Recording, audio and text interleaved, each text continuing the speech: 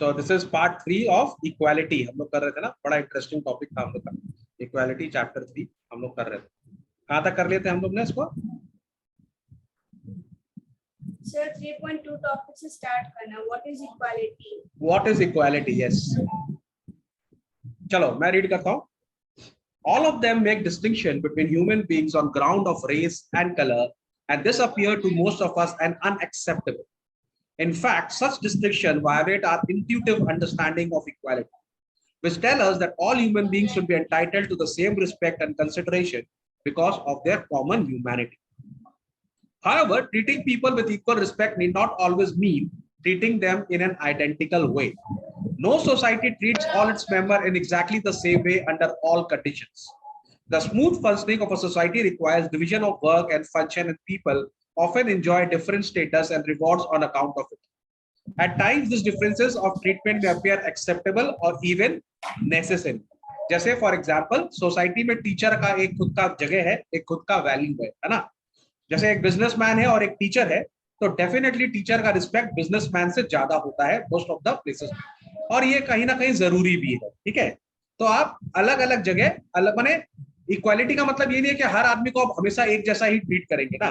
Equality का मतलब ये भी तो पापा और सपोज कर लो पापा है और बेटा है, ठीक है, तो दोनों ह्यूमंस है, तो क्या हम दोनों को सेम रिस्पेक्ट होगा, है ना। तो बेटा तो ये नहीं बोल सकता कि पापा आप भी ह्यूमन हो हम भी ह्यूमन है तो आपको हम बराबर ट्रीट करेंगे, दिस इज नॉट दैट ना। तो हर जगह कुछ ना कुछ तो डिफरेंस होता ही है। At times this difference of treatment में अपीयर एक्सेप्टेबल और even necessary. For instance, we usually do not feel that giving prime ministers or army generals a special official rank and status goes against the nation of equality. देखो हम लोग के देश में हम लोग प्राइम मिनिस्टर का एक रिस्पेक्ट है, प्रेसिडेंट का एक रिस्पेक्ट है, यहाँ तक कि तुम देखिएगा अगर प्रेसिडेंट आता है तो प्राइम मिनिस्टर भी उसके सामने रिस्पेक्ट से खड़ा हो जाता है। तो तुम तो यहाँ बोल सकते हैं सर दोनों ह्यूमन बीइंग है, दोनों एक दूसरे को रिस्पेक्ट क्यों दिखा रहे हैं, पर दिस इज एक्सेप्टेबल, ऐसा होना चाहिए, ठीक है, provided the privileges are not misused. But some other kind of inequalities may seem unjust. कुछ inequalities है जो खराब भी होती है. For instance, if a child born in a slum is denied nutritious food or good education through no fault of his or her, it may appear unfair to us, है ना। मैं तुमको बार बार बोलता हूँ, चाइल्ड को अगर हम एजुकेशन नहीं दे रहे हैं तो वो इनइक्वालिटी है, लेकिन बच्चा अगर पढ़ नहीं रहा है तो ये इनइक्वालिटी नहीं है कि नहीं, समझ में आ रहा है? The question that arises is which distinctions are different and differences are acceptable and which are not. When people are treated differently just because they are born in a particular religion or race or caste or gender, we regard it as unacceptable form of inequality. सही बात है ना। आप किसी को भी उसके religion के कारण, उसके रेस के कारण या उसके क्या नाम है कास्ट के कारण अगर आप उसको अलग समझते हैं तो ये सही बात नहीं है। But human beings may pursue different ambitions and goals and not always may be equally successful. So long as they're able to develop the best in themselves, we would not feel that equality has been undermined. Some may become good musicians while others may not be equally outstanding. Some may become famous scientists while others more noted for their hard work and consciousness. The commitment to the ideal of equality does not imply the elimination of all forms of difference. कहने का मतलब ये है कि जो मैं तो उस दिन भी बोला था, जो आदमी मेहनत करेगा वो तो डेफिनेटली आगे रहेगा ही, वो तो ऊपर रहेगा ही। इसके लिए हम किसी के ऊपर भेदभाव नहीं कर सकते। It merely suggests that the treatment we receive and opportunity we enjoy must not be predetermined, ठीक है, by birth or social circumstances, ठीक है। Yes, question Priyanshu, yes tell me. Sir, is child labor is illegal in India? Yes, child labor is illegal in India. In fact, India में तो ये बोला जाता है कि 14 इयर्स तक जितना भी चाइल्ड है उसको कंपल्सरी एजुकेशन देना होगा, और हमारे गवर्नमेंट स्कूल्स में कंपल्सरी फ्री एजुकेशन है। 14 इयर्स तक बच्चा लोग को हम लोग को एजुकेशन देना पड़ता है, ठीक है। लेकिन सर, एक बात, हाँ बोलो। सर पर मैं जब भी रास्ते में देखता हूँ मतलब कोई ना कोई मतलब एक लड़का या फिर कोई लड़का ही बेसिकली वो मतलब पीठ मतलब एक वैन है ना, वैन सब उसको टानते टानते लेके जा रहा है, उसमें मतलब कूड़ा कचरा है या फिर बोतल है कलेक्ट कर रहा है। और या फिर मैंने एक बार देखा था ईट वहाँ पर कंस्ट्रक्शन साइट में एक लड़का ईट लेके जा रहा है सिर के ऊपर, तो सर ये तो फिर इलीगल ही हुआ सर, वो मतलब बहुत ही छोटा था, देख के तो सर फिर तो फिर क्या करना चाहिए प्रियांशु? तो, तो सर ये तो इक्वलिटी नहीं है, तो फिर गवर्नमेंट या फिर जो लोग इसको इनकरेज कर रहे हैं तो उनके लिए उनके खिलाफ कुछ नहीं हो सकता? गुड क्वेश्चन, लेकिन इसके लिए ना हम लोग को थोड़ा सोचना पड़ेगा। सुनो, पहला बात तो ये समझो कि हमारी इंडिया के पास कितना पैसा है। Do you think our India is as rich as UAE? माने को यूएई से ज्यादा पैसा है हमारा, हमारा ना इकोनॉमी उनसे बहुत बड़ा है, पर हमारा पॉपुलेशन भी बहुत ज्यादा है ना। तो हमारा जीडीपी की अगर हम बात करें, माने इंडिया के पास इतना रुपया है कि हम अगर अपना इंडिया का सारा आदमी लोग से बात करेंगे तो हम सबको 20,000 रुपया, या 20,000 तो बहुत ज्यादा ही बता दे, 6,000 6,500 का हमारा एवरेज पर कैपिटा इनकम है। ठीक है, माने हम एक इंसान 6,500 रुपया, करीब 7,000 रुपया इंडिया में एक इंसान कमाता है, अभी थोड़ा सा बढ़ गया। ठीक है, अब तुम समझो कि एक फैमिली में 6,500 रुपया में एक फैमिली चल नहीं सकता, खास करके वो फैमिली जहां पे सिर्फ पापा कमा रहा है और वहां पर बहुत सारे डिपेंडेंट बच्चे हैं। ठीक है, पापा का इनकम है 6,500 रुपये। ठीक है, ये बच्चे वहां पर हैं 5-6 बच्चे, तो सब तो खा नहीं पाएंगे, है ना। अब वो फैमिली, अच्छा सबसे बड़ी बात क्या ना, इंडिया के पास उतना पैसा नहीं है, हम उतना पैसा नहीं कमाए एज इंडियंस, हमारी इकोनॉमी उतनी स्ट्रांग नहीं है कि हम सब बच्चों को खिला पाए। ये बात को समझो, समझ गया। फॉर एग्जाम्पल तो ऐसा समझो कि अगर मेरी फैमिली का इनकम 20,000 रुपया है, ठीक है, और मेरे घर में, मेरी फैमिली में मेरे पापा है, सपोज मेरी मम्मी है और 2 बच्चे हैं। ठीक है, और मेरे पापा का इनकम है 20,000 रुपया, घर में और कोई नहीं कमाता, पापा कमाते हैं। तुमको लगता है क्या पापा सबको सारा खुशी दे पाएंगे, जो भी चाहिए दे पाएंगे? नहीं दे पाएंगे ना। तो तुम देखेगा ऐसे बच्चे क्या करते हैं, ऐसे बच्चे बहुत जल्दी अर्निंग करना चालू करते हैं ना। ये लोग देखेगा ऐसे बच्चे जल्दी से ट्यूशन पढ़ाना चालू करते हैं, छोटा मोटा काम करना चाहते हैं, वो पापा तो दे नहीं पा रहे उनको। तो हमारी इंडिया का भी हाल ऐसा ही है कि अभी हमारा इनकम 20,000 रुपया, मैंने तुमको हाइपोथेटिकल बता रहा हूँ, मैंने इस फैमिली से मेटाफर बता रहा हूँ, इस फैमिली से बता रहा हूँ कि हमारी इंडिया के पास 20,000 रुपया है और हमारे पास फैमिली मेंबर्स बहुत है, तो हम उनको नहीं खिला पा रहे। समझ में आ रहा बात? अब ये जो बच्चे की तुम बात बोल रहे हो, अब बच्चों के पास ऑप्शन क्या है? बच्चे चोरी करें, है ना, या भूखे रहें, या फिर चाय की दुकान पे काम करें। चाय वाला बोलता है अगर तुम मेरे यहाँ काम करेगा तो हम तुमको 2 वक्त का खाना दे देंगे। ठीक है, पापा उसको खाना नहीं खिला पा रहे, देश के पास भी उतना पैसा नहीं है कि देश इसको कुछ पॉकेट मनी दे पाए, बस नहीं है पैसा, हम क्या करें। तो अगर आपको इन बच्चों को वहां से हटाना है तो आपको इनको पैसा देना होगा। पैसा कहां से आएगा बताइए? अगर आप डेली जाके इनके पॉकेट में पैसा रखेंगे तब तो ये फिर बेगर्स बन जाएंगे, है ना, नहीं तो फिर ये चोरी करेंगे, तो वो भी अच्छा नहीं है। तो इससे अच्छा तो वो चाय की दुकान पे काम कर रहा है ना। समझ मेरा बात को प्रियांशु? तो तुम जब उसको देखते हो, दुखी होते हो, तो तुम क्या कर सकते हो? तुम एक ही काम कर सकते हो कि तुम देश को आगे बढ़ाने का सोचो। अगर हम लोग सब देश में इतना पैसा कमा दे, तो हम लोग ना एक चीज नहीं समझते, जैसे देश क्या होता है, अगर हमारे देश में बहुत पैसा होगा ना तो हमारे देशवासी खुश रहेंगे। राइट या रॉन्ग? Yes sir. आज अमेरिकन खुश क्यों हैं? क्योंकि उनके देश में बहुत पैसा है। यूएई खुश क्यों है? क्योंकि उनके देश में बहुत पैसा है। वहां पर तो दुबई में क्या है, अगर तुम्हारा सपोज कर लो कोई चाइल्ड बोर्न होता है, तो वैसे तो उनके पास, सबके पास पैसा है, प्लस अगर चाइल्ड बोर्न होता है गवर्नमेंट उसको फ्री कर देता है। क्यों कर देता है? क्योंकि गवर्नमेंट का एक्सेस पैसा है। गवर्नमेंट क्या करेगा? गवर्नमेंट तो कमाता ही पब्लिक के लिए। आज सरकार का पैसा किसका पैसा होता है? पब्लिक का पैसा होता है। इसका मतलब ये नहीं कि आप ट्रेन से बल्ब चुरा के ले आओ समझ में आ रहा है? लेकिन सरकार हमारे लिए कमाती है। अगर इमेजिन करो सरकार के पास इतना पैसा हो कि हमको टैक्स देने का जरूरत ही नहीं पड़े, हम टैक्स फ्री हो जाए, because government is earning, government का जितना इनकम है ना।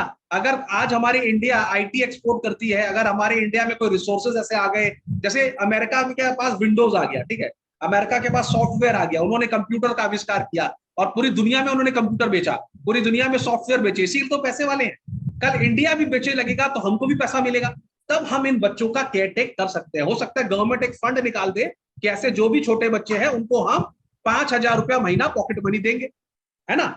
लेकिन हमारे देश के पास पैसे नहीं है भाई, प्रॉब्लम ये है, समझ में आ रहा है? इसी के लिए हम कुछ कर नहीं पा रहे। दुख तो बहुत होता है, तकलीफ तो बहुत होता है, पर पैसे ही नहीं है, कैसे हेल्प करेंगे?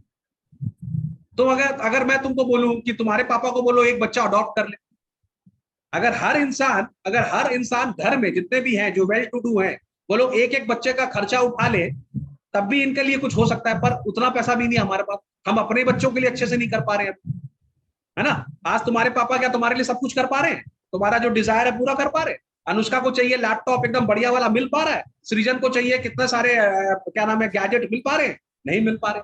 बहुत को बाइक चाहिए, नहीं दे पा रहे। पापा तो हम अपना ही नहीं पूरा कर पा रहे, हम दूसरा का क्या पूरा करेंगे? समझ में आ रहा बात को?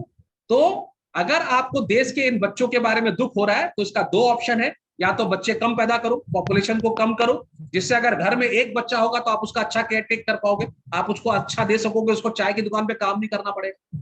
या फिर आप देश को इतना अमीर बनाओ कि आप उन सबको स्पॉन्सर कर सको। दो चांस है, और तो कुछ आप कर नहीं सकते। अगर आप उनको काम करने नहीं दोगे ना प्रियांशु, तो बेचारे भीख मांगेंगे या फिर चोरी करेंगे, which is even worse, isn't it? तुमको अच्छा लगेगा? तुम अभी बोल रहा सर 5 साल का बच्चा काम करते हुए देखा, बहुत खराब लगा 6 साल का बच्चा। तुमको अच्छा लगेगा 6 साल का लड़का चोरी करते हुए पकड़ा जाए? तो तुम बोलेगा हाँ इतना सा उम्र में चोर बन गया, तुम ही बोले। तो भाई खाना तो खिलाना ही होगा ना भाई। अंडरस्टूड? चलो, equality of opportunities. The concept of equality implies that all people as human beings are entitled to the same rights and opportunities to develop their skills and talents and to pursue their goal and ambitions. This means that in a society, people may differ with regard to their choice and preference. They may also have different talents and skills, which result in some being more successful in their chosen career than others. But just because only some become ace cricketers or successful lawyers, it does not follow that society should be considered unequal. In other words, it is not the lack of equality or status of wealth or privilege that is significant, but the inequality in people access to such basic goods as education, healthcare, safe housing that makes an unequal and unjust society. मैं तुम लोग को पहले भी बोला, अगर school में सबको सेम अपॉर्चुनिटी मिल रहा है तो कोई प्रॉब्लम नहीं है, लेकिन सब बच्चे तो क्लास में फर्स्ट नहीं आएंगे, सब बच्चे तो क्लास के टॉपर नहीं होंगे, सब बच्चे तो कैट क्लियर नहीं करेंगे। वो लोग का लाइफस्टाइल अच्छा होगा, ठीक है, आप उनके संग कंपेयर नहीं कर सकते। वो आप उनको नहीं बोल सकता इनइक्वालिटी है कि तुम फर्स्ट क्यों आ रहा, हम फेल क्यों हो रहे हैं, ये इनइक्वालिटी, ये नहीं हो सकता। हाँ, अगर पढ़ाई में प्रॉब्लम हो, दोनों को अगर हम लोग सही नहीं पढ़ाएंगे तो वो अनइक्वालिटी का बात है। समझ में आ गया? टीचर एक को ज्यादा फेवर कर रहा है, एक को नहीं कर रहा है, अमीर के बच्चे को आगे बैठा रहा है, गरीब के बच्चे को पीछे बैठा रहा है, ये सब गलत है, ये नहीं होना चाहिए। समझ में आ रहा बात सबको? चलो, अब हम लोग बात करेंगे नेचुरल एंड सोशल इनइक्वालिटी। देखो, कुछ इनइक्वालिटीज तो ना नेचुरल होती है। फॉर एग्जांपल, अगर हम बात करें बॉयज एंड गर्ल्स की, तो obviously boys are stronger than women physically, है ना? तो ये तो इनइक्वालिटी, आप इसको कुछ कर नहीं सकते ना, कि men are born stronger physically and women are stronger mentally. ये भी बात मान लेना, ठीक है? हम लोग को फिजिकल लगता है, they are very strong mentally, तो ये भी इनइक्वालिटी है। लड़कियां हमसे ज्यादा समझदार होती है। अब क्या करें, ज्यादा समझदार है तो? सर क्वेश्चन था। हाँ बोलो। सर, लड़कियां तो बेसिकली राइट ब्रेन होती है और लड़के तो लेफ्ट ब्रेन होते हैं, तो लेफ्ट ब्रेन तो ज्यादा स्ट्रांग होता है। ये तुम्हारा बोलना है ये तुम्हारा मानना है कि नहीं? Left brain right brain, fact है। नहीं फैक्ट कैसे है? देखो, हम तुमको बताते हैं। लड़कियां जो होती है ना, वो बहुत कैलकुलेटिव होती है, माने they are more suited to this world. Boys are like Groot, है ना? लड़के लोग ना हर चीज को फोर्स से सेटल करना चाहते हैं, लड़कियां जो है वो हर चीज को समझ के सेटल करती है। तो they are psychologically mentally more stable than us. Understood? माने सिचुएशन को वो लोग बेटर हैंडल कर पाएगी लड़का लोग से, ठीक है? जैसे मान लो, अच्छा देखो, बस ये सब में ना तो लड़का भी ट्रैवल करता है, लड़की भी ट्रैवल करती है, लेकिन अगर बस में कोई झमेला हो जाएगा, लड़का तो लड़ाई कर लेगा, लड़की लेकिन उस सेटल बने बिना लड़ाई करे अपना काम करके आ जाए, है ना? तो they are capable of settling the situation more easily. तो ये उनके अंदर एट्रीब्यूट है। तो कुछ नेचुरल इनइक्वालिटीज तो भगवान ने बना के दी, ठीक है, और कुछ सोशल इनइक्वालिटीज होती है जिसको हमको कंडेम करना चाहिए, ठीक है? A distinction has sometimes been made in political theory between natural inequalities and socially produced inequalities. Natural inequalities are those that emerge between people as a result of their different capabilities and talents. These kinds of inequalities are different from socially produced inequalities, which emerge as a consequence of inequality of opportunity or the exploitation of some groups in a society by the other. अब for example देखा जाए, कोई बच्चा है maths में बहुत होशियार है, ठीक है, तो आप उसको क्या बोलेगा, ये इनइक्वालिटी है? हाँ, तुम्हारे क्लास में कुछ बच्चे हैं वो मैथ्स में बहुत होशियार है, तुम होशियार नहीं हो, तो क्या इनइक्वालिटी है? नहीं, ये तो नेचुरल टैलेंट है ना, उसको अच्छा लगता है, उसको प्रॉब्लम सॉल्व करना, उसके लिए उसको तो ये इनइक्वालिटी नहीं है। लेकिन अगर मैथ्स की बुक नहीं दी जाए तो ये इनइक्वालिटी है ना? कभी कभी अगर कोई ग्रुप किसी ग्रुप को डोमिनेट करने का कोशिश करे, है ना, जैसे हमारे था, जो हमारे इंडिया में था कास्ट कल्चर, जो ब्राह्मण्स है वो शूद्रा को, वैश्य को, सबको डोमिनेट करने की कोशिश करते, दैट इज नॉट राइट। ठीक है, अमीर अगर गरीब को डोमिनेट करने की कोशिश करेगा, that is not right, that is exploitation. Understood? Yes, sir. So natural inequalities are considered to be the result of different characteristics and abilities with which people are born, है ना। Sachin Tendulkar is born with talent, ना, इसको आप ये थोड़ा बोल सकते हैं इनइक्वालिटी है, उसके अंदर था, वो वाज अ चाइल्ड प्रोडिजी, उसके अंदर टैलेंट था, तो क्या कर सकते हैं इसका। ठीक है, it is generally assumed that natural difference cannot be altered. Social inequalities on the other hand are those created by society. Certain societies may certain societies may, for instance, value those who perform intellectual work over those who do manual work and reward them differently. अब तुम देखो, जैसे कल उस दिन मैं तुमको example दे रहा था कि हमारे यहाँ लोग सोचते हैं कि जो लोग इंटेलेक्चुअल काम करते हैं, मेंटल काम करते हैं, उनको ज्यादा सैलरी मिलना चाहिए, लेकिन जो लोग फिजिकल काम करते हैं उनको कम सैलरी मिलनी चाहिए। जबकि मैंने तुमको एग्जांपल दिया था, कभी कभी जो फिजिकल काम है वो बहुत ज्यादा जरूरी होता है ना। तो आप किस प्रकार से लोगों को सैलरी देते हैं? वेजेस एंड सैलरी, तुमको पता है वेजेस जो होती है वो कम होती है, सैलरी जो होती है ज्यादा होती है। जो फैक्ट्री में लेबर काम करता है उसकी जो मंथली है वो कम है, लेकिन जो ऑफिस में चार्टर्ड अकाउंटेंट काम कर रहा है उसकी सैलरी बहुत ज्यादा है। ठीक है, तो ये भी तो एक तो इनइक्वालिटी है ना, जबकि दोनों काम कर रहे हैं। तो ये सोसाइटी के ऊपर है। They may treat differently people of different race और कलर और कास्ट और gender. Difference of kind reflects the values of society, and some of these may certainly appear to us to be unjust. This distinction is sometimes useful in helping us to distinguish people acceptable and unfair equalities in society, but it is not always clear or self-evident. For instance, when certain inequalities in the treatment of people have existed over a long period of time, they may appear to us as justifiable because they are based on natural inequalities. इसका मतलब समझे?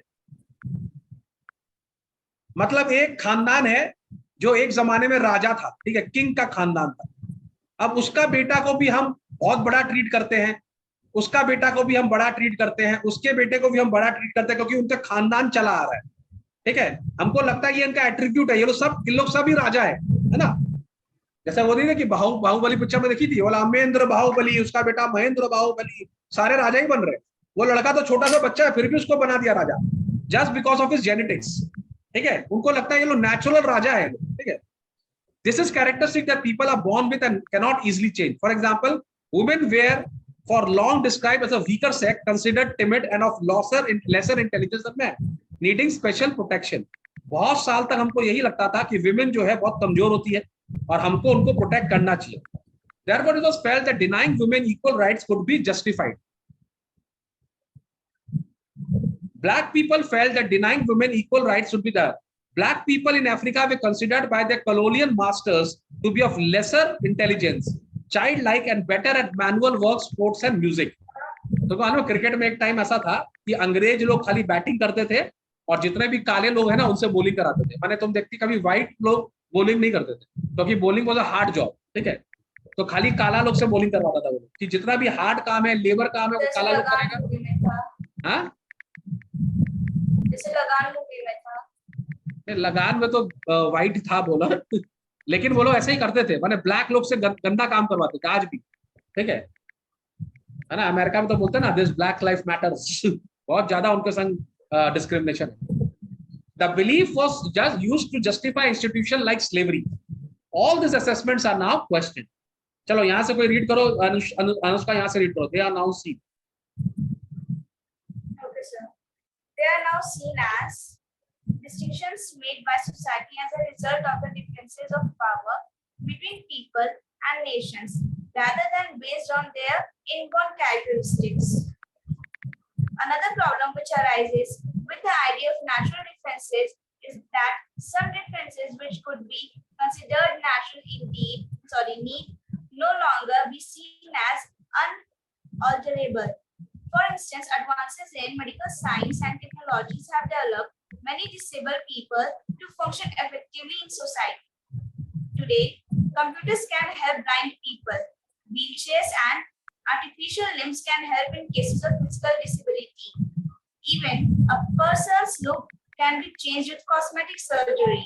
The famous physicist Stephen Hawking can hardly move or speak, but he has made major contribution to science.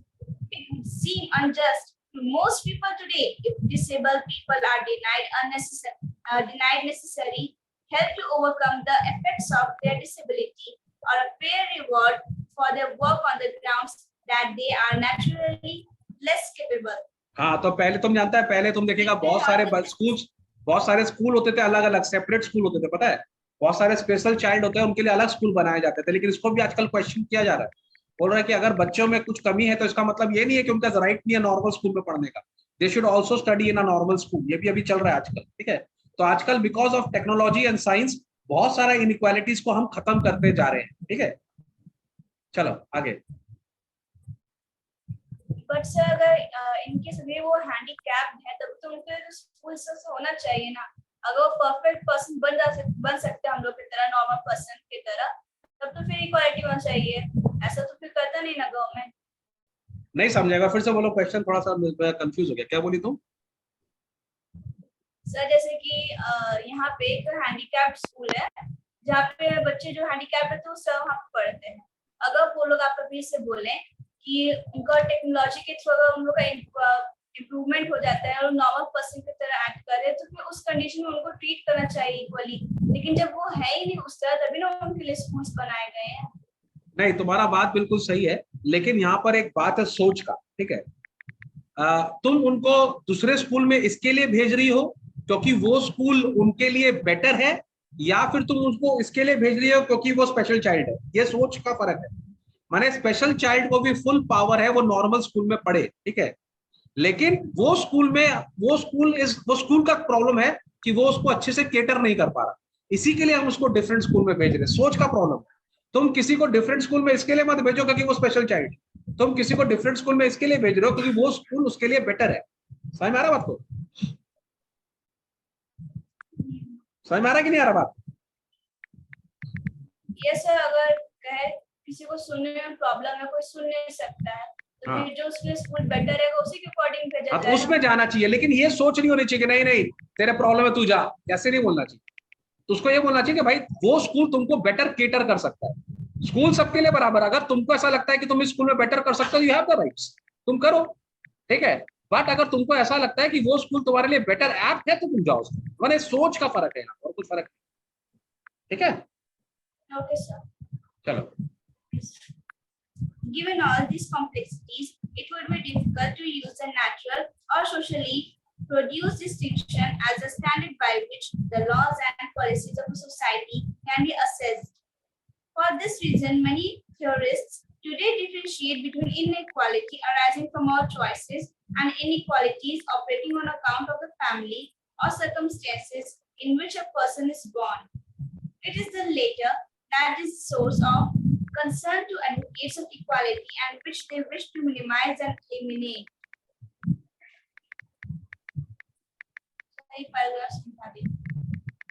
Given all these complexities, it would be difficult to use the natural socially produced distinction as a standard by which law and policy of society can be assessed.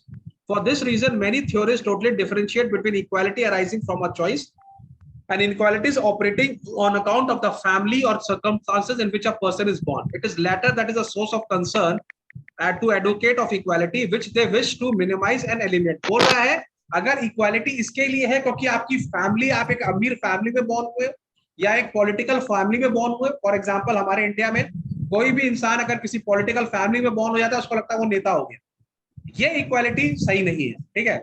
आपको अगर नेता बनना है तो आपके अंदर वो, आप नेता बनो, आपके अंदर वो टैलेंट होना चाहिए, but just because your father is a नेता यू विल बिकम अ नेता, दैट इज नॉट राइट ना।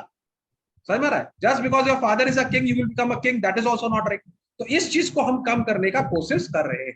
समझ में आ रहा है आपको? चलो, 3 dimensions of equality रीड करो Sreeja. Yes, sir. 3 dimensions of equality. After considering what kind of social differences are unacceptable, we need to ask what are the different dimensions of equality that we may pursue or seek to achieve in society. While identifying different kinds of inequalities that exist in society, various thinkers and ideologies have highlighted 3 main dimensions of equality, namely political, social, and economic. it is only by addressing each of these three different dimensions of equality can we move towards a more just and equal society. हाँ, तो हम लोग को ऐसा लगता है कि हमारे सोसाइटी में तीन मेजर इनइक्वालिटी है, एक पॉलिटिकल, एक सोशल, एक economical.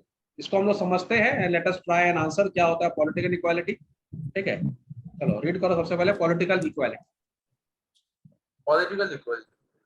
In democratic societies, political equality would normally include granting equal citizenship to all the members of the state. As we read in the chapter of citizenship, equal citizenship brings with it certain basic rights such as the right to vote. I can hear somebody is using उसका laptop या mobile use कर रहा है। Who is that person? Priyanshu, are you using your mobile at the same time? हाँ Priyanshu, sir तो mobile भी use कर रहे हो संग संग में पढ़ाई करते करते? तो मोबाइल से यूज कर रहा हूँ। कौन यूज कर रहा है मोबाइल? किसका आवाज आ रहा है? वो टिक टिक टिक टिक टिक का आवाज आ रहा है, कौन यूज कर रहा है बीच बीच में? मेरे घर में लैपटॉप नहीं है। फैन से तो टुक टुक टुक टुक आवाज आ रहा है मेरा। लग रहा है कोई मोबाइल को भी यूज कर रहा है, हो सकता है कोई देख रहा हो संग में यूट्यूब। चलो ठीक है, रीड करो श्रीधर।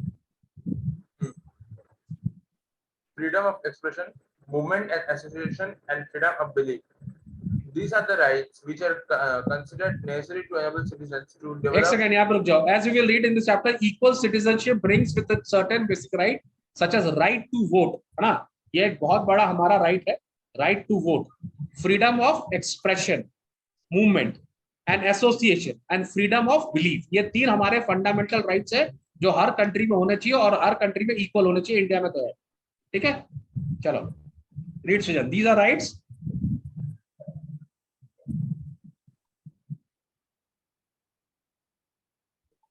अरे भैया माइक ऑन करके पढ़ो। Sorry. These are rights which are considered necessary to enable citizens to develop themselves and participate in the affairs of the state. But there are legal rights guaranteed by the city, legal rights guaranteed by the constitution and laws. We know that considerable inequality can exist even in countries which grant equal rights to all citizens. These inequalities are often the result of differences in the resources and opportunities which are available to citizens in the social and economic spheres. For this reason, a demand is often made for equal opportunities or for a level playing field. But we should remember that all the political and legal equality by itself may not be sufficient to build a just and egalitarian society. It is important. It is certainly an important component of it. बहुत important है। egalitarian मतलब equal, everybody has an equal right. ये last class में तुमको बताया था, equal society where people are equal. okay? तो ये हमेशा याद रखो, जिस देश का पॉलिटिकल स्ट्रक्चर स्ट्रांग है, ठीक है, जिस देश में लोगों के पास राइट टू वोट है, फ्रीडम ऑफ एक्सप्रेशन है, फ्रीडम ऑफ मूवमेंट है, फ्रीडम ऑफ बिलीफ है, वो देश ज्यादा इक्वल है। ठीक है, जिस कंट्री में आपका फ्रीडम ऑफ एक्सप्रेशन ही नहीं है, राइट टू वोट ही नहीं है, वहां पे क्या equality? For example North Korea का बात कर ले, ठीक है, वहां पे there is no right to vote, there are no freedom of expression. तुमको लगता है वहां के लोग इक्वल है? वहां का पॉलिटिकल डोमिनेशन देखो कितना ज्यादा है ना। वहां पर जो हमारे है किंग जॉन्ग उन, है ना, वो तो भैया किसी को बात ही करने नहीं देते। और ऑन दी अदर हैंड तुम इंडिया को देखो, यहाँ तो हर आदमी बात बात पे रास्ते पे निकल जाता है, हर आदमी के पास झंडा उठा के खड़ा हो जाता है ना। तो ठीक है, इसको हम देते हैं सबको। तो ये हमारे इंडिया में अभी थोड़ा सा राइट्स कुछ ज्यादा है, इसी के लिए लोगों को जो मन में आ रहा बोल रहा है। लेकिन दुनिया में बहुत सारी कंट्रीज है, वहां पे ऐसा फ्रीडम ऑफ एक्सप्रेशन नहीं है। आप बहुत सारी कंट्री में जाके ये नहीं बोल सकते कि हम झंडा को नहीं उठाएंगे। ठीक है, इंडिया में आप ऐसा कर सकते हैं। ठीक है, तो ये सब चीज जो है, लेकिन इसके लिए बहुत जरूरी है कि आपका पॉलिटिकल विल और आपका पॉलिटिकल स्ट्रक्चर थोड़ा स्ट्रांग होना चाहिए। सही माना बात? चलो सोशल इक्वालिटी रीड करो अनुष्का। सर एक क्वेश्चन है। हाँ बोलो। सर ये क्वेश्चन है फ्रीडम ऑफ एक्सप्रेशन का, जहाँ पे अगर कोई भी अपना फीलिंग एक्सप्रेस करता है, अपने बारे में कुछ बताने किसी का भी लेता है एग्जांपल, तो उस कंडीशन में सोसाइटी में कहीं ना कहीं ऐसा कोई ग्रुप होता है जहाँ पे वो अफेक्टेड होता है, उसे हेटेड होने लगती है। तो फिर अगर देखा तो फ्रीडम ऑफ एक्सप्रेशन कहता भी करने के लिए इस तरह से हम लोग का फ्रीडम है करने को, लेकिन फिर अगर इस तरह से फ्रीडम में ये भी इंक्लूड होता है कि हम किसी और को परेशानी भी नहीं चाहिए, तब वो कहाँ पे फ्रीडम हुआ? देखो तुम क्या बोल रही हो, वो सामने वाले को नहीं अच्छा लग रहा, ये उसका फ्रीडम। तुम क्या चाहती हो? तुम जो बोले वो हमको पसंद ही हो जाए, ये कोई बात है? बात को समझो ना, तुम अपना बात। ये तो कंट्रोवर्सी है तो। नहीं, कंट्रोवर्सी नहीं है, तुम बात समझो, ये तो कितना बड़ा फ्रीडम है। तुमने एक बात बोली, मेरे को नहीं पसंद आई, ठीक है, तुमने जो बोला तुमने बोल दिया, मुझे नहीं पसंद आया, ये मेरा फ्री विल है, इसमें झगड़ा नहीं हो रहा है, इसमें झगड़ा नहीं करना है। नहीं समझ बात को? You have the right to speak, you have to right to you have the right to your own beliefs. तुमको अपने बिलीफ पर राइट है, हमको अपने बिलीफ पे राइट, ठीक है। अगर तुम कोई चीज को बोलते हो ये ट्रू है, तो मेरे को तो राइट है उसको बोलने का कि वो फॉल्स है। प्रॉब्लम जानती क्या है? तुम जिस आदमी को फॉल्स बोल रही है ना, तुम क्या सोच रही है कि तुम मेरी बात सुनो, और अगर हम तुम्हारी बात नहीं सुन रहे तो यू आर गेटिंग ऑफेंडेड, तुम उसकी भी तो सुनो। समझ मेरा बात को? प्रॉब्लम क्या है? तुमको लग रहा है मैं बोल रहा हूं, मेरा फ्रीडम ऑफ एक्सप्रेशन है, तुम उसका फ्रीडम ऑफ एक्सप्रेशन की इज्जत नहीं कर रही। बट सर हम एक एग्जांपल लेना चाहते हैं, जब भी करेंटली न्यूज़ में चल रहा था कुछ समय पहले नुपुर शर्मा का जो केस था, then that was the case of freedom of expression, और पीपल ने उससे नेगेटिवली लिया था, तो फिर उन्होंने एजुकेट करना शुरू किया। ठीक है, एजुकेट उन्होंने किया, ठीक है, लेकिन फिर उन्होंने एग्रेसिव एक्शन भी बहुत सारे लिए। ये अभी ये एक मिनट ये इसको इस देखो, हम लोग ना, हमारी जो डेमोक्रेसी है ना, हम लोग मेच्योर डेमोक्रेसी नहीं है, हम लोग को अभी डेमोक्रेसी में 70 साल हुआ है, ठीक है। हम लोग ने डेमोक्रेसी में, हम लोग ना अभी हम लोग बहुत ज्यादा सेल्फिश है, पता है। हम लोग डेमोक्रेसी में अपने बारे में सोचते हैं, अपना राइट हम समझ लेते हैं, पर सामने वाले का राइट हम नहीं समझते, ये गलत है। और इसका रीजन क्या है? We are unmature democracy. अभी हमारी डेमोक्रेसी मेच्योर हो रही है। आने वाले 70 साल में ना हम ये पेशेंस भी डेवलप कर लेंगे कि अगर अनुष्का को बोलने का राइट है तो सृजन को भी बोलने का राइट। प्रॉब्लम यह है जब अनुष्का बोलती है ना, तो अनुष्का को लगता है कि सृजन क्यों बोल रहा है, और जब सृजन बोलता है तो अनुष्का को लगता है कि अनुष्का क्यों बोल रही है। हम अपना तो बोलते थे, सामने वाले की सुनने की क्षमता नहीं है हमारे अंदर। ये हम इससे भी इवॉल्व नहीं। जब हम इससे इवॉल्व हो जाएंगे तब हमारा ये सब लड़ाई झगड़ा खत्म हो जाएगा। तो we are a very nascent economy, अभी हम बच्चे इकोनॉमी, माने हमारी डेमोक्रेसी अभी बहुत छोटी है। 70 साल तो हुआ हम लोग को, है कि नहीं? अमेरिका को देखो 350 साल से डेमोक्रेसी है, तो वो लोग हम लोग से काफी डेवलप हो चुके हैं, तो उनको ये सब चीज समझ में आ रहा है, हम लोग को ये सब चीज समझ में नहीं आ रही। But the good thing is we are democracy. ये आप समझो, अगर आपने कोई बात बोली है तो आपको लग रहा है, आप देखो, आप तो तभी बोल रहे हो जब आपको लग रहा है आप सही बोल रहे हो, आप तो तभी बोल रहे हो जब आपको लग रहा है आप सही बोल रहे हो। सामने वाला तब बोल रहा है जब उसको लग रहा है वो सही बोल रहा है, लेकिन तुम उसकी वैल्यू, उसकी बात की वैल्यू नहीं कर रहे हो। तुमको लग रहा है जो मैं बोल रहा हूँ वो सही है, वो अगर नहीं सुन रहा है तो फ्रीडम ऑफ एक्सप्रेशन नहीं है। ये तो गलत बात है ना भाई साहब। तो पहले दिल बड़ा करो ना, आप भी तो सुनो उसकी, आप उसकी सुन ही नहीं रहे, इसी के लिए वो झगड़ा कर रहा है, ठीक है। एक बात। दूसरी बात ये है, अभी हमारे इंडिया का जो माइंडसेट है, हम लोग बहुत इमोशनल पीपल है, ठीक है, हम लोग बहुत जजमेंटल पीपल है, हमारे अंदर मेच्योरिटी की कमी है। दूसरी बात ये, हम दूसरे की बात बहुत सुनते हैं, उसको एनालाइज नहीं करते, ठीक है। हमको ना भड़काना बहुत आसान है। सबसे बड़ा प्रॉब्लम क्या है इंडियंस के संग? हम लोग इतने इमोशनल है, इतने इमोशनल है, इतने इमोशनल है कि हम लोग को भड़काना बहुत आसान है। तुम देखो ना, दुनिया में सबसे ज्यादा भिखारी इंडिया में क्यों है? क्योंकि हम लोग इमोशनल है ना, हम लोग भीख दे देते हैं। सोच के देखो इस बात को, इतने भिखारी क्यों सरवाइव कर रहे हैं? क्योंकि लोग भीख दे रहे हैं ना। लोग भीख क्यों दे रहे हैं? क्योंकि लोग इमोशनल है। अगर लोग इमोशनल नहीं होंगे तो भीख नहीं देंगे, अगर भीख नहीं देंगे तो भिखारी नहीं होगा। समझ मेरा बात को? तो हम लोग ना दिल से बहुत ही, अभी हम लोग ना दिल से सोचते हैं, दिमाग से नहीं। द मोमेंट हमारी जनरेशन दिमाग लगाने लगेगी ना, ये सब झमेले सब खत्म हो जाएंगे। कोई झमेले ही नहीं हमारे यहाँ, क्योंकि हमारा कल्चर बहुत बड़ा है। हमारा कल्चर ही एक्सेप्टेंस का है। आज के डेट में मैं तुमको तो छोटी बात बताता हूं, और ये बात तुमने बोला इसीलिए मैं तुमको बोल दे रहा हूं। आज को देखो सोशल मीडिया में एक लड़के ने मेरे को कमेंट लिखा है, एक लड़के ने कमेंट लिखा है कि आस्ते पढ़ा बे, इतनी जोर से क्या पढ़ा रहा है, मैंने सर को लिख रहा है वो। तुम लोग देखना, वो कमेंट है, मैं उसको डिलीट नहीं किया हूं, पता नहीं कौन महान भाव है, उन्होंने लिखा है, मेरे को बोल रहा है अबे आस्ते पढ़ा, इतना जोर क्या पढ़ा है। माने वो एक टीचर से पढ़ रहा है, वो टीचर का एक वीडियो देख रहा है, और बदतमीजी का लेवल देखो। उसको क्या लग रहा मालूम है? उसको लग रहा है वो बहुत कूल हो गया, उसको लग रहा है वो बहुत स्मार्ट हो गया टीचर को गाली देके। तो ये तो लेवल ऑफ थिंकिंग है तुम्हारे। हमारे यहाँ इंडिया में क्या चल रहा है? हमारे यहाँ इंडिया में रोस्टिंग वीडियो चल रहा है, कोई किसी को गाली दे रहा है, वो चल रहा है ना। जिस चीज को कभी हम लोग बोलते नहीं थे, आज उसको टट्टी बोल के मैंने लोगों को लग रहा है हम बहुत मॉडर्न हो गए। आज टट्टी वर्ड मॉडर्न आ रहा है। आज टट्टी वर्ड को मैंने जिस चीज को हम लोग घृणा करते थे, जो हम लोग की सोसाइटी का वर्ड नहीं था वो हमारा फैशन हो रहा है। फक बोलना हम लोग को लग रहा है कितना बड़ा बात हो गया भाई साहब। जो चीज को हम लोग ने हटा दिया था सोसाइटी से उसको लोग लेकर आ रहे हैं। तो उस लेवल की तो थिंकिंग चल रही है यहाँ पर। हमको पता ही नहीं है, हमारे लिए हम ग्रो नहीं कर रहे, हम लोग नीचे जा रहे हैं। लोग थोड़ा बहुत पढ़ लिख रहे हैं, इज्जत छोड़ दे रहे हैं। अगर आप पढ़ लिए हैं इसका मतलब ये थोड़ी है कि सामने वाले को आप कुछ भी बोल दोगे। सोच के देखो, आप एजुकेटेड है तो माँ बाप की रिस्पेक्ट करोगे, आज एजुकेटेड टीचर की रिस्पेक्ट करोगे कि टीचर की बेइज्जती कर दोगे? सर रेस्पेक्ट करेंगे। तुमको मालूम है दुख की बात क्या है? मैं जानबूझ के उस लड़के का कमेंट नहीं हटाया, इसके लिए नहीं हटाया क्योंकि मैं देखना चाहता था कि कितने मेरे बच्चे इस पे रिएक्ट करते हैं। तुमको जान के बड़ी खुशी होगी कि एक ने भी नहीं किया रिएक्ट। ये तो हमारी सोसाइटी है। ये सोसाइटी है। तुम्हारे सर के जिसके 90,000 फॉलोअर है ऑलमोस्ट, उस सर को उसी के चैनल पे एक लड़का बदतमीजी से बात करता है, कोई कुछ नहीं बोल रहा है। उस लड़के को क्या लगेगा? वो कूल है।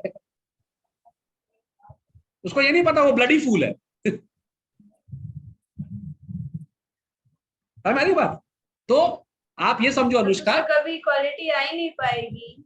आएगी। Society मैं तुमको अभी क्या बोला? डिमोशन हो रहा है। नहीं, मैं तुमको क्या बोला, हम लोग अभी हम देखो हर जैसे होता है ना, हर चीज का एक फेज होता है। हम लोग पहले बहुत नीचे थे, मैंने अंग्रेजों ने आके, हम लोग नीचे नहीं थे, अंग्रेजों ने आके हम लोग एकदम बॉटम पे लाइन पे ला दिया। फिर हम उससे मिडिल पे हैं, फिर हम एक्सेल करेंगे। ठीक है, और इसके लिए बहुत जरूरी है कि ऐसे टीचर आए, ऐसे लोग आए जो इन लोगों को बताएं। मेरे जैसे लोगों की जरूरत है जो लोगों को मुंह पे बोले कि क्या गलत है क्या सही। समझ में आ रहा बात को? I may not be very popular, लेकिन मैं मुंह पे बोलूंगा कि अगर हमारे इंडियंस इस बात को चेयर करते हैं कि सामने वाला ने किसी को गाली दे दी तो हमारी मेंटालिटी बहुत खराब है, हमको इस पे काम करना। यू वॉन्ट बिलीव, मैं तो बताता हूं, मैं जब क्लास 8 जब मैं 10 में पढ़ता था, मेरे एक सर थे रंजीत कुमार, बायोलॉजी टीचर थे मेरे को उस दिन मिले गए रास्ते में। ठीक है, रास्ते में मिले को बोले, मैं झुक कर पैर छुआ उनके, और उन्होंने मेरे को क्या बोला, अरे जैन तू यहाँ कैसे? तो ये हमारा कल्चर है। हमारे टीचर कितने भी पुराने होते हैं, हम झुक कर पैर छूते हैं, ये हमारा कल्चर है। और उन सर ने मेरे को क्या बोला, मयंक तू तो मुझसे बहुत आगे निकल गया और मुझे बहुत खुशी है कि तू मुझसे आगे निकल गया। ये हमारा कल्चर है। फिर भी मैं उस सर को आज भी अगर मेरे को मिलेंगे ना, मैं रास्ते में बैठ के उनको प्रणाम करने में बिल्कुल नहीं सबको चाहूंगा। मुझे बहुत प्राउड फील होगा कि मैंने अपने टीचर का पैर छुआ। ये हमारी सभ्यता है। टीचर को बोल रहा अबे ठीक से पढ़ा। बहुत बढ़िया भाई, बहुत सही, क्लैप फॉर हिम। ऐसे ही होने चाहिए बच्चे, इस तरह के। तो